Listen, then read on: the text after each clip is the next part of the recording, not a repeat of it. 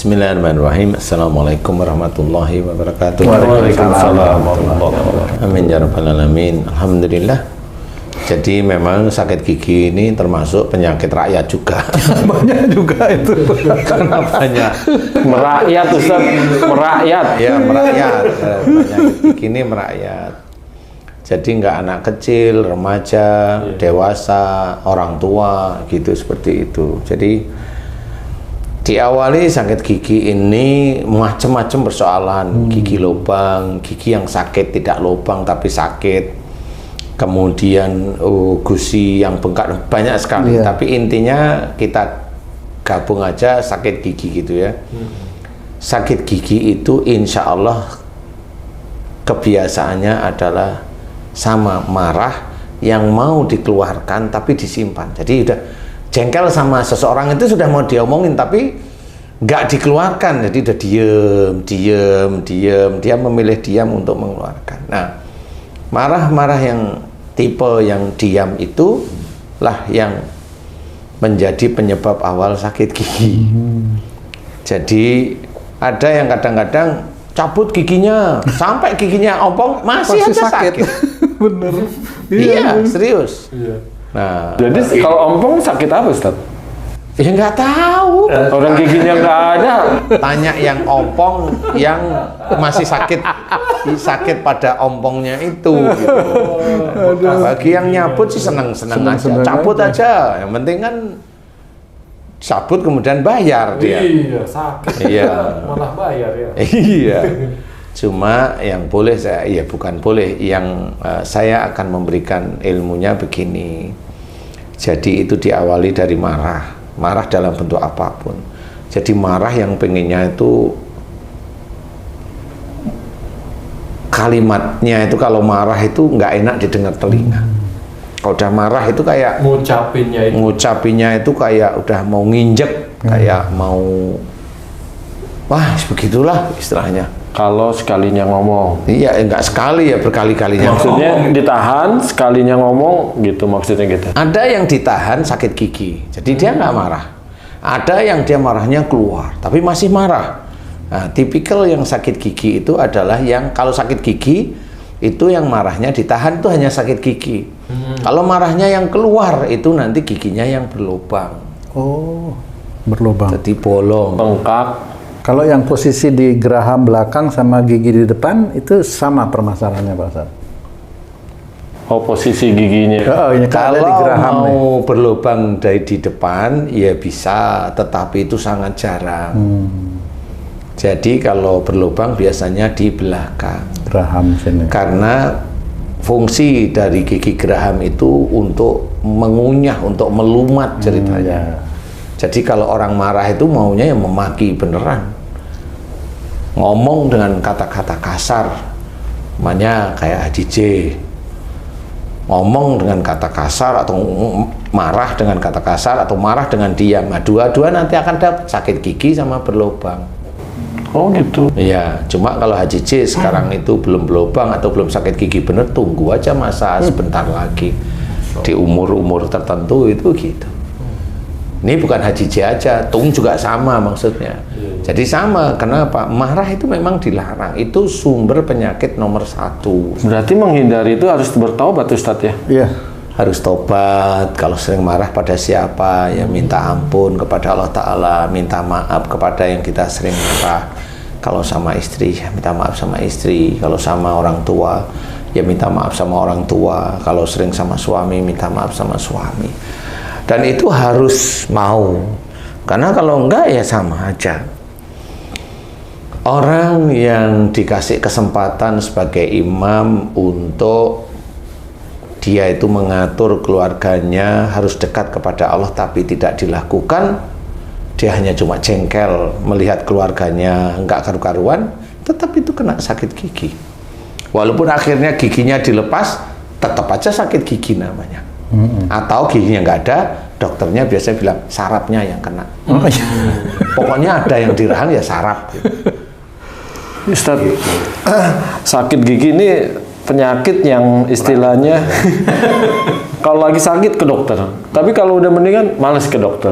Nah, kemudian ada sakit gigi yang menyebabkan kematian, Ustadz. Ini saya udah dapat info tuh udah lama, artis kita ada yang sakit gigi akhirnya meninggal. Itu katanya racunnya itu udah sampai ke kepala katanya.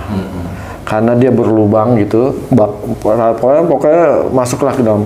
Itu seperti apa akhlaknya kalau seperti itu, Ustaz? Kalau sampai seperti itu, memang ada saraf-saraf yang langsung terhubung antara gigi dengan otak. Memang. Nah, yang diserang ini atau racun atau tetanus atau apapun itu saraf itu. Saraf itu dibikin sakit oleh Allah Ta'ala. Nah, biasanya orang yang seperti itu biasanya adalah kalau sampai ke arah otak berarti dia punya otak tidak dipergunakan untuk bicara yang baik. Kalau dia umurnya belum 45, saya tambahkan kalimatnya. Dia punya otak berbicara dengan orang tuanya penuh dengan marah. Walaupun marahnya dengan orang tua itu mau disimpan, tapi kalau ada berlubang berarti marahnya keluar.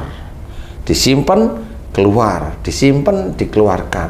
Nah, karena bisa aja orang itu kalau nggak punya ilmu adab dari agama, kan nggak ngerti ya. Kalau dia sampai meninggal di umur sebelum 45, berarti ini urusannya dengan orang tua. Dan dia bisa aja jengkel dengan orang tuanya. Umpama artis ini nih, ayah sama ibunya pisah. Nah, dia ikut ibunya. Dia jengkelnya itu dengan bapaknya. Kenapa jengkel sama bapaknya? Nah, ibunya itu kan orang biasa. Nah, karena dia membesarkan, biasanya ibunya itu kan ngasih bumbu-bumbu penyedap.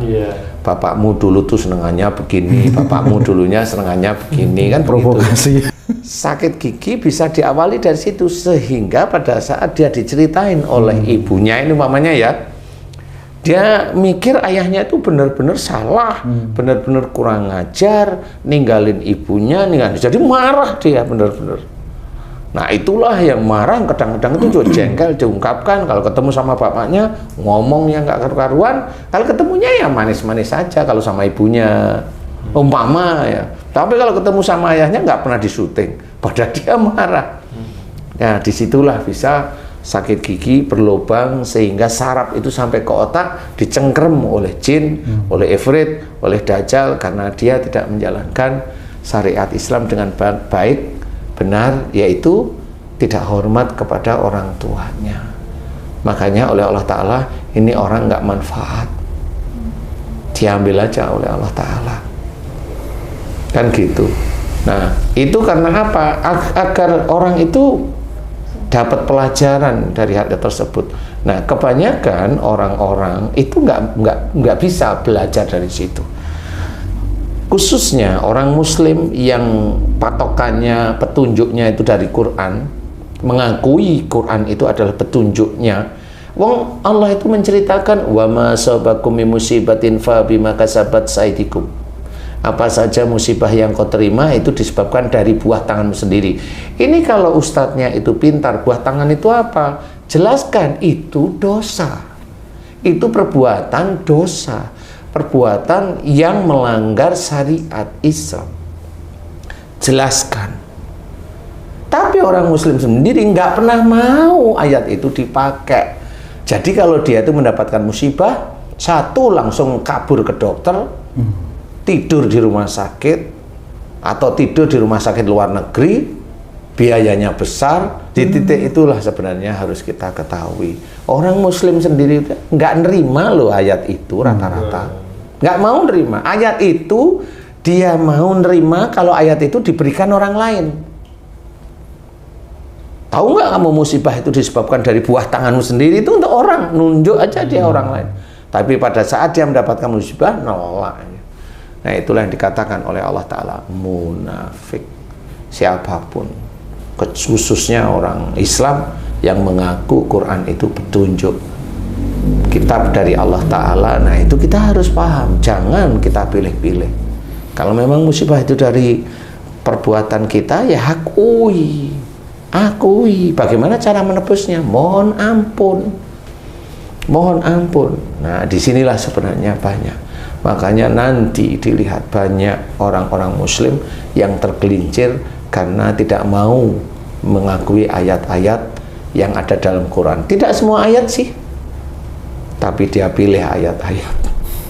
Nah, itu tidak boleh. Tetap harus dia imani, dia kerjakan. Kerjakan itu ya tahu, kemudian tobat, itu mengerjakan. Mengerjakan ayat itu, wa ma asabakum tadi. Dan sebenarnya musibah itu disebabkan dari buah tangan kita. Cara mengerjakan ayat itu gimana? Tobat kalau kita sakit. Tobat, mohon ampun. Nah, itu mengerjakan namanya. Itu menjalankan. Nah, itu taat namanya. Taat itu salah satunya seperti itu. Kalau Allah menyuruh sholat, ya sholat. Nah, itu taat namanya. Allah menyuruh puasa, ya puasa. Itu taat namanya. Seperti itu. Nah, disinilah yang harus kita ketahui bahwa harus belajar untuk memahami ayat Quran ini memang petunjuk. Sebagai orang muslim harus pahami, kemudian dikerjakan, sehingga satu demi satu, ayat demi ayat itu kita bisa mengerjakan. Termasuk akhirnya belajar untuk tidak marah. Allah hanya menceritakan sih, fa'fu anhum, itu kan kalimat ringan, maafkan mereka. Kalau orang bilang maafkan mereka itu, iya, maafkan aja biasa. Tapi nggak tahu maksud kok kita disuruh memaafkan orang lain ya. Bukan berarti kita itu yang salah, malah di dalam ayat tersebut insya Allah kita itu yang benar. Diminta oleh Allah Ta'ala, fa'fu anhum, maafkanlah mereka. Disuruh kita memaafkan sebelum mereka minta maaf. Itulah seorang muslim yang taat. Berarti kita marah itu dilarang. Wong kita yang ditolimin aja, kita disuruh memaafkan.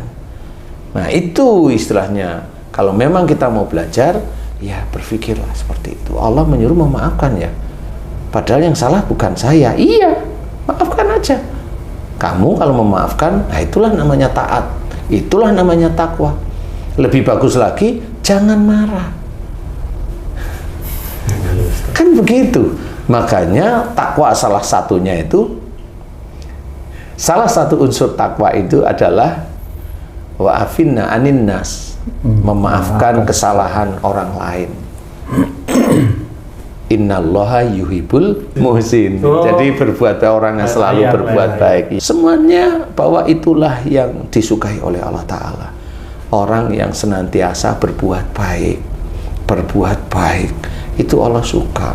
Memaafkan kesalahan orang lain, itu Allah suka. Bukan malah marah. Berarti memang Allah itu nggak suka marah. Allah itu senang sama orang yang memaafkan. Orang yang membuat orang lain marah juga nggak suka Allah. Kan banyak itu. Banyak. Iya tuh sih. Nah, di sini harus berpikir, belajar.